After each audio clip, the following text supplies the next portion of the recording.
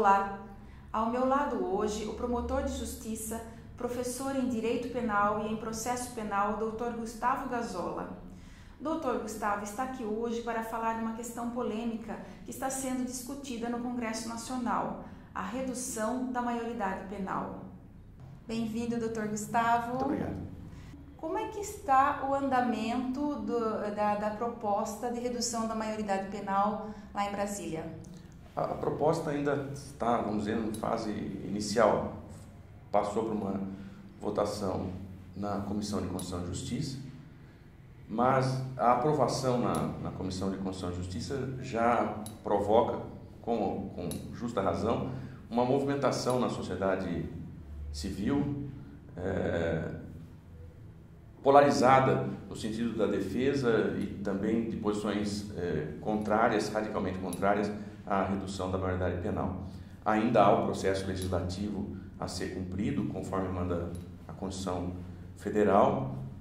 Esse projeto de emenda constitucional precisaria passar por votação na Câmara e no Senado, dupla votação na Câmara, dupla votação no Senado, ainda antes de sua aprovação. Mas já se levanta nesse momento da discussão a questão da constitucionalidade do projeto, a possibilidade ou não de se reduzir a maioridade penal. Em outras palavras, se a Constituição permite que ela própria, a Constituição, seja emendada nesse sentido de reduzir dos 18 anos para uma idade de 16 anos a responsabilização na seara penal. E atualmente, como é que é tratado pela lei a questão do menor infrator? Hoje nós temos muito claro na Constituição Federal, por força do artigo 228, fazer só uma menção aqui do artigo, que estabelece que a responsabilidade penal começa a partir dos 18 anos. O nosso Código Penal repete essa normativa da Constituição, no artigo 27 do Código Penal, está lá que os menores de 18 anos são penalmente inimputáveis. Uma linguagem mais simples, se um adolescente ou uma criança cometerem um fato que é definido na lei como crime, nós temos que fechar o Código Penal. Nós vamos utilizar uma outra legislação que está daí, essa legislação de acordo também com a Constituição Federal, artigo 227 da Constituição Federal, que estabelece uma proteção à criança ou adolescente que realizaram uma conduta que se caracteriza como crime. Então a perspectiva é totalmente diferente.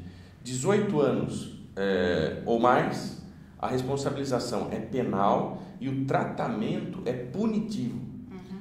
Aquele que tem menos de 18 anos, portanto, um adolescente, uma criança, ainda que tenham realizado um fato que a lei penal afirma que é crime, e na legislação específica tem o nome de ato infracional, então se afirma o adolescente ou a criança não cometem crime, cometem fatos que estão definidos como crime, mas tem o tratamento de ato infracional. E para o ato infracional, a perspectiva não é de punir, mas de proteger o adolescente diante daquela conduta. Uhum. É radicalmente diferente a postura. Para o maior, o fato de ter cometido o crime justifica uma intervenção do Estado para repreender o ato e, portanto, puni-lo. Há uma retribuição por aquilo que ele fez. Quando o adolescente ou a criança realizam essas condutas que são atos infracionais ditas na lei como crime, estas condutas revelam que o adolescente está, na linguagem específica do Estatuto da Criança e do Adolescente, o adolescente ou a criança estão em situação de risco. Ao invés, portanto, de punição, eles merecem proteção. Proteção. E aí o embate, então, ideológico se torna acendrado, um debate muito rico até, mas de posições às vezes radicais. Vamos ver então quais são os argumentos mais usados por quem defende a redução da maioridade, né? Tem pessoas que falam assim, já pode votar com 16, então já pode assumir os seus atos, já está pronto para assumir os seus atos. A posição favorável à redução da maioridade penal afirma que o adolescente tem condição de entender aquilo que faz, tem informação e, portanto, como entende e consegue deliberar o seu comportamento segundo esse entendimento, é possível que ele responda penalmente. E um dos pontos de apoio para essa argumentação é a própria possibilidade de votar aos 16 anos.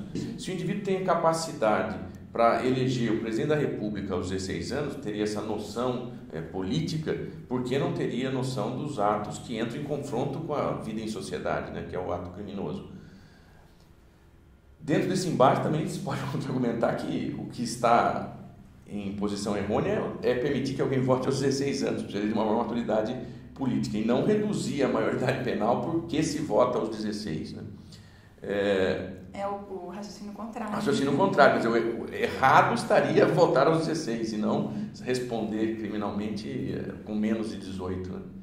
Doutor Gustavo, as estatísticas comprovam que reduzir a maioridade vai reduzir o nível o índice de crimes? As estatísticas afirmam exatamente no sentido contrário. O índice de reincidência daqueles que passaram pelo sistema carcerário é extremamente elevado. Para os maiores, essa estatística, óbvio que não temos ainda adolescentes em situação de encarceramento, né? Mas temos adolescentes que cumprem medidas socioeducativas, né? que correspondem a essas medidas na área da infância e juventude. E as estatísticas mostram exatamente que passar pela Fundação Casa no estado de São Paulo, né, não tem sido uma experiência que habilita o indivíduo a se recuperar e estar apto a viver em sociedade. Aí se coloca também o que se pretende com a punição na seara penal e o que se pretende com as medidas socioeducativas na questão da infância e juventude, na área da infância e juventude. Se partir da perspectiva que a resposta do direito penal ela precisa ser retributiva, encarcerar é uma boa medida. Fez o mal, paga com o mal, que é o cárcere, nessa linha. Mas se nós entregarmos apenas uma função de ressocialização, então nós vamos ver que chegamos a um colapso do sistema, porque o sistema penitenciário não reintegra o indivíduo à sociedade, não confere a ele uma possibilidade de educação para o trabalho, de educação social. Sob essa perspectiva, a pena está falida. Então, reduzir a maioridade penal, nós vamos entregar ao sistema penitenciário pessoas com menor idade para uma não ressocialização, que os índices mostram. Para os maiores, a reincidência é... E a sua posição pessoal a respeito disso é... Contra, primeiro, do ponto de vista normativo, do ponto de vista da Constituição Federal. Na Constituição Federal, o artigo 228, que fala que a responsabilidade penal começa aos 18 anos, é cláusula pétrea. Vamos traduzir em uma linguagem mais simples essa questão da cláusula pétrea. A Constituição tem certas normas que não podem ser alteradas sequer por emendas constitucionais, como a que está aí, esse projeto que está em análise. O artigo 60 da Constituição, que estabelece isso, que as normas que cuidam de direitos e garantias individuais são cláusula pétrea, não podem ser modificadas no sentido de reduzir ou extinguir direitos. O contrário é possível, criar direitos e garantias individuais, aumentar, ampliar, mas reduzir jamais. E está lá no artigo 60 de maneira muito clara. O que se discute é se esse artigo 228, que fala da maioridade aos 18, ele é ou não cláusula pétrea. E um dos argumentos, no sentido de que não seria cláusula pétrea, é pela posição que o artigo ocupa na Constituição. Ele não está, o artigo 228, óbvio, não está no artigo 5º, e o artigo 5º é o celeiro dos direitos e garantias individuais. Então, um dos argumentos puramente, vamos dizer, topológico, topográfico, quanto a essa posição do artigo. É na Constituição 228 uma cláusula pétrea. O que significa isso? Significa que o próprio legislador não pode, por meio de emenda constitucional, como se quer fazer no presente momento, não pode alterar este artigo para reduzir a maioridade. Seria o caso de uma nova Constituição? Então, aí vem uma questão super interessante. uma nova Constituição poderia, então, estabelecer a maioridade penal aos 16 anos, aos 15? A resposta é não. Nem a nova Constituição poderia. Por quê? O Brasil é signatário de tratados internacionais de direitos humanos. Nestes tratados está consignado uma normativa no sentido da proibição do retrocesso. O que significa proibição do retrocesso? Com a qual o Brasil concorda porque assinou esses tratados internacionais perante a comunidade internacional. Pela proibição do retrocesso, todo ganho protetivo aos direitos humanos não pode ser modificado, não pode ser reduzido. Portanto, quer por lei, quer por uma nova Constituição, nós não poderíamos reduzir esse direito humano que é ser criminalizado só a partir dos 18 anos. E faz sentido até do ponto de vista da formação psíquica do indivíduo. Nós estamos hoje numa sociedade extremamente mais complexa do que aquela da década de 40, quando foi elaborado o Código. O Código, em 40, já trazia a responsabilidade aos 18 anos. Hoje, a sociedade é muito mais complexa, exigir para a formação do indivíduo muito mais informação, reclama, portanto, um tempo de amadurecimento maior. Biologicamente, me parece que é comprovado que as pessoas elas atingem um grau de maturidade com 21 anos. Sim, eu li estatísticas e estudos nesse sentido, que hoje colocam a adolescência até os 25 anos. Então, do ponto de vista biológico, do ponto de vista da socialização, a medida deveria ser o contrário. O aumento da idade para a responsabilização penal. A maturidade está a chegar muito mais tarde. O que você tem é uma pessoa biologicamente, no físico, que parece um adulto, mas da formação mental, na capacidade de entender as coisas, de entender o jogo da sociedade, como se comportar, você tem uma pessoa com 20 anos que é ainda um adolescente. Então, a medida ela vem na contramarcha de duas linhas muito importantes. Primeiro, na contramarcha da disposição constitucional e na contramarcha dos estudos de psicologia, de formação social. E das estatísticas também, né? Porque, segundo você acabou de falar, a estatística também mostra que não resolve o problema, né? De modo algum, o sistema carcerário se mostra falido. A pena de prisão, ela está falida, ela não tem capacidade de reintegrar socialmente. Agora, eu preciso fazer uma ressalva. Se o entendimento de que a pena vem para fazer alguém sofrer pelo mal que cometeu, então nós estamos muito bem, porque se eu quero, diante de um adolescente que cometeu um ato que se caracteriza como homicídio, se eu quero vê-lo sofrer por ter feito isso, então vamos colocá-lo no sistema carcerário, que será a medida adequada.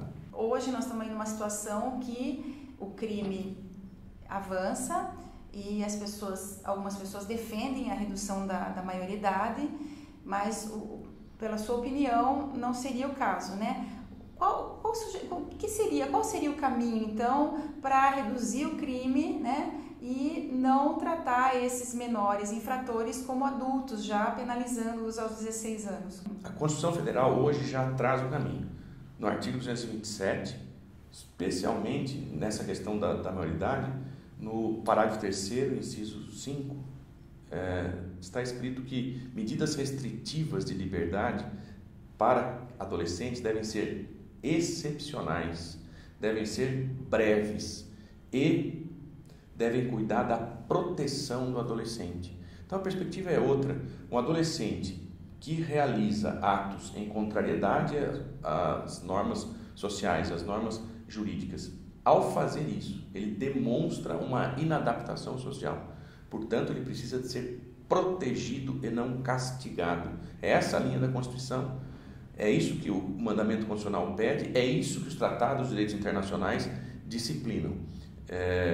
Portanto, mesmo as perspectivas de aumento do tempo em que o adolescente deveria ficar numa situação de restrição de liberdade, se chocam com essa diretiva constitucional. A restrição de liberdade deve ser breve.